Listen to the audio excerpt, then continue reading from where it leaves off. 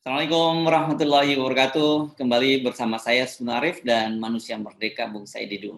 Bung Said Didu, apa kabar? Alhamdulillah baik, Mas Baik. Yasu.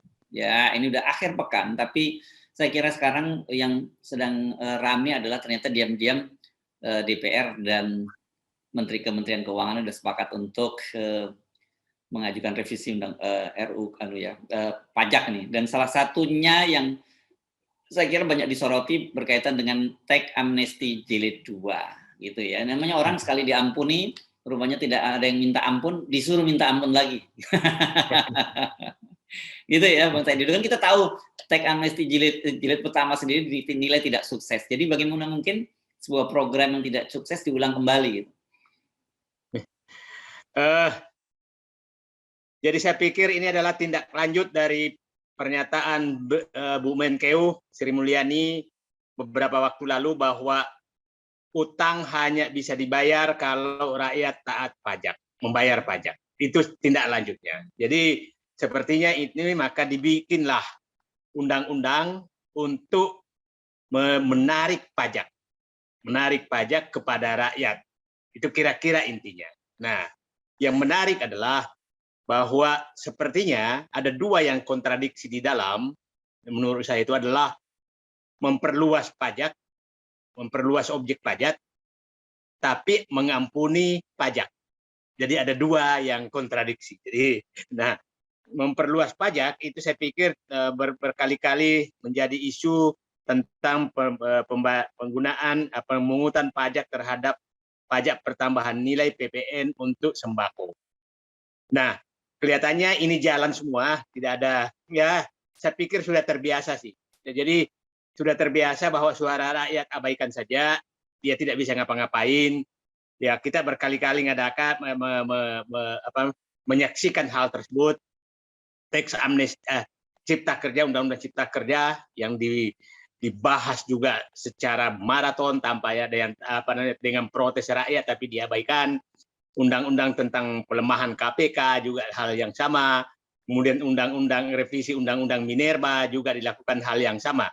Jadi saya pikir ini sudah kebiasaan DPR sama perintah untuk bekerja di ruang tertutup. Saya pikir kalau seperti ini kejadiannya udah aja lah. Jadikan aja lah bahwa ada semacam politbiro, sentral komite yang mengendalikan negara, nggak usah ngajak rakyat. Kalau memang ini, jadi daripada prakteknya adalah prakteknya adalah oligarki full, bukan demokrasi, ya udahlah, nyatakan aja sekarang bukan lagi demokrasi. Itu prosesnya. Nah sekarang, ya silakan. Teks amnesti. Kita lihat teks amnesti. Teks amnesti adalah untuk mendapatkan pendapatan negara dari akumulasi pelanggaran-pelanggaran pajak yang sekian lama, yang tidak mungkin lagi ditagih lewat jalur undang-undang normal. Itu prinsip teks amnesti. Sehingga diampunilah terhadap pelanggaran tersebut, agar tujuannya dua, agar negara mendapatkan pendapatan walaupun sedikit. Kalau dibaca situ kan hanya 8%, 6% gitu kan. Nah, walaupun sedikit tapi minimal dapat. Yang kedua tujuannya adalah bahwa seluruh orang yang pernah mengemplang pajak secara jujur sudah melaporkan hartanya, sehingga kedepannya akan mendapatkan lagi pajak dari harta-harta tersebut. Ada tiga. Yang ketiga adalah bahwa uang-uang yang diparkir luar negeri supaya dimasukkan ke Indonesia, maka dikasihlah teks amnesti. Itulah teks amnesti pertama. Teks amnesti pertama, saya pikir yang menarik dari luar negeri tidak berhasil sama sekali, sedikit sekali yang masuk. Kemudian targetnya juga tidak tercapai dan dinyatakan gagal sebenarnya. Nah, yang menarik bahwa sudah baru beberapa tahun lalu diberikan teks amnesti. Biasanya teks amnesti diberikan itu 25 tahunan. Umumnya 25 tahunan. Karena 25 tahun tuh undang-undang berubah, maka terlalu banyak tafsiran undang-undang, maka dikasihkan aja pengampunan supaya semua diampuni gitu kan. Nah, ini baru beberapa tahun lalu, saya ingat saya 2018 ya. Ingat saya situ, 2018 sampai 5 tahun amnesti lagi. Jadi saya bisa gambarkan begini Mas Hersu, memungut iuran RW, iuran sampah, iuran keamanan lain-lain, ada beberapa yang bandel, kemudian diberikan tax amnesty dan dia tetap bandel, tapi yang patuh itu tetap bayar, maka yang bandel ini diampuni lagi, kau bayar sedikit aja lah. Jadi ini ketidakadilannya sangat nyata gitu, sangat nyata. Itu contoh paling nyata. Nah, artinya ketua RW-nya dengan aparatnya sudah tidak sanggup menagih kepada pengemplang pajak karena ketahuan bahwa dia ngemplang iuran.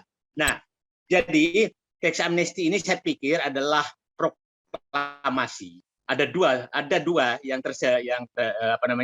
tersirat, bukan tersurat dari tax amnesty ini. Satu, bahwa pemerintah mengetahui, ada tiga, bahwa pemerintah mengetahui bahwa masih banyak orang kaya yang ngemplang pajak. Oke? Yang kedua, orang yang ngemplang pajak ini pemerintah tidak sanggup mengejar. Tidak sanggup mengejar. Yang ketiga, bahwa karena mungkin teman, maka ampunilah dia. Maka ampunilah dia. Nah, jadi kemungkinan besar itu yang terjadi. Nah, akhirnya jangan salahkan kalau ada menduga bahwa ini adalah karpet merah bagi para oligarki teman sendiri untuk mengurangi pajak yang dibayar. Apa maksudnya, Mas Hersu? Jadi kalau saya teman Mas Hersu, saya berkuasa, maka Mas Hersu saya kasih tahu, nggak usah bayar pajak dulu deh, kurangi aja. Nanti saya ampuni di tahun kelima. Nah, maka Mas Hersu, ya bayangkan kalau 1 triliun, kalau hanya bayar 8, coba berapa keuntungannya? Ya kan, kira-kira seperti itu. Nah, padahal tax amnesty itu nggak boleh sama sekali dibocorkan, itu harus dadakan. Karena kalau enggak, orang ngemplang baru masuk tax amnesty. Oke? Nah, ini kan diumumkan terus. Nah, kita tahu bahwa baru 5 tahun lalu. Artinya, berarti kemungkinan ada pengemplang pajak yang besar yang tidak bisa ditagih sejak tax amnesty pertama, sekarang diberikan kesempatan untuk mensahkan secara hukum bahwa pajak Anda sudah legal, walaupun hanya membayar sedikit. Itu saya pikir istilahnya itu mendiskon kewajiban pajak seseorang yang tidak mampu. Sementara di pihak lain mengejar pajak kepada rakyat yang tidak mampu bertahan, yang tidak mampu melawan. Kan kira-kira begitu. Nah, kalau mau fair ya aja, sekalian aja. Semua pajak kendaraan bermotor, pajak kendaraan mobil, kemudian pajak yang tertunda sehingga adil. Jadi jangan hanya pengemplang pajak kelas atas ya, umumkan saja. Saya yakin banyak sekali pajak kendaraan motor, kendaraan, mungkin juga PBB, pajak pembumian dan bangunan, ampuni semua supaya adil gitu. Tapi menariknya menyatakan bahwa tidak ada uang tapi melakukan pengampunan pajak. Itu saya pikir, Mas. Ya.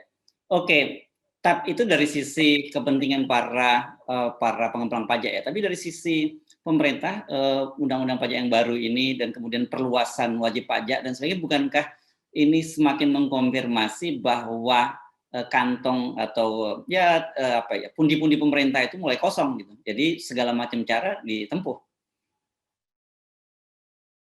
Seperti yang saya katakan tadi, Mas Hertu, itu betul bahwa ini adalah tindak lanjut daripada angkat tangannya Menteri Keuangan Sri Mulyani bahwa utang hanya bisa dibayar kalau menambah pajak, asal rakyat membayar pajak. Dengan undang-undang pajak yang lama itu tidak mampu. Nah, tidak mampu memenuhi untuk membayar utang. Penerimaan pajak tidak mampu memenuhi membayar utang. Saya katakan kalau tidak ada pertambahan kan saya coba bicara angka lagi. Utang kita, cicilan utang dan pokok kira-kira tahun depan 1.000 triliun. Pendapatan negara dari pajak hanya sekitar 1.400 sampai 1.500. Artinya dari pokok dan bunga utang hanya tersisa pembayarannya 500 triliun. Nah, belanja lain itu sekitar 800 triliun. Jadi sudah minus 300 triliun dari pendapatan pajak. Nah, saya nggak tahu tuh targetnya seperti apa dengan perluasan ini. Jadi saya ulangi lagi, ini adalah keinginan pemerintah memaksa tanda kutip rakyat membayar pajak, tapi di hal yang sama mengampuni orang pengemplang pajak. Ya. Jadi saya ingin menyatakan bahwa sepertinya perintah dan undang ini menyatakan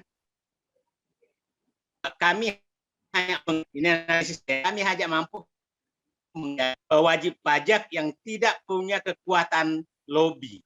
Kami tidak ada pajaknya yang tidak punya kemampuan lobby kita perluas pajaknya, yang punya kemampuan lobby kita ampuni pajaknya. Ya, kira-kira begitu. Tapi kan sebenarnya begini, realitasnya bahwa kalau orang-orang yang diampuni pajak itu kan sebenarnya mereka bukan tidak punya kekuatan ekonomi, mereka punya tapi nggak mau bayar pajak. Tapi kalau rakyat kecil ini bukannya nggak mau bayar pajak, ya memang mereka boro-boro bayar pajak. Untuk kehidupan sehari-hari saja mereka udah semakin sulit kan gitu. Nah itu masalah Mas, tapi itu kan lebih paling gampang. Paling gampang Mas. Jadi maksud saya ini sudah mengabaikan betul-betul, dia hanya mengutamakan mendapat pendapatan sebanyak-banyaknya, tidak memikirkan lagi kesulitan yang dihadapi rakyat. Padahal tujuan pajak itu adalah untuk kesejahteraan rakyat.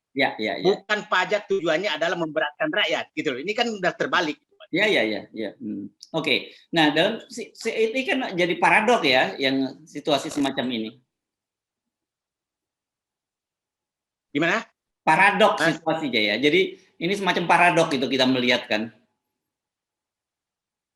Saya melihat sudah terbiasa dengan paradoksi. Jadi ya biasa-biasa saja karena ya rakyat itu udah dianggap aja udahlah kau ikutlah sama seperti yang saya inginkan kan kira-kira begitu. Jadi nggak ada lagi kita bicara seperti ini juga minimal hanya catatan sejarah, nggak ada lagi gunanya catatan sejarah saja. Jadi nanti kebenaran itu akan terlihat di kemudian hari. Jadi saya ulangi bahwa undang-undang ini 3 hal, undang-undang ini dibahas padahal pajak itu sangat sensitif, harusnya melibatkan banyak stakeholder, ahli-ahli untuk menjelaskan dampaknya, tapi dibahas diam-diam.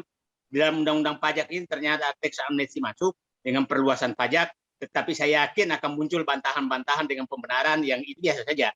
Biasa saja, tapi yang paling kita ini kan yang sangat tidak rasional adalah teks amnesti. Teks amnesti ya, bersamaan dengan pembebasan PPNBM kendaraan orang kaya gitu kan. Jadi orang kaya mendapatkan fasilitas keringanan pajak, orang miskin akan dijerat tanda kutip dengan perluasan objek pajak. Itu saya pikiran terjadi. Ya. Walaupun kita tahu ya, mereka pasti lebih pintar orang-orang para pengembang pajak di besar-besar itu. Kalau sudah ada teks amnesti jilid 2 itu kan tidak tertutup kemungkinan akan ada jilid 3, ada jilid 4 gitu. Jadi buat mereka lebih baik kita tunda dulu deh sampai yang terakhir aja nanti gitu kira-kira kan ya Bang. Semakin lama mereka kan semakin senang mereka gitu kan. Bukan Mas. Ini bayar lagi sedikit, kita ngemplang lagi. Jadi bayar dulu.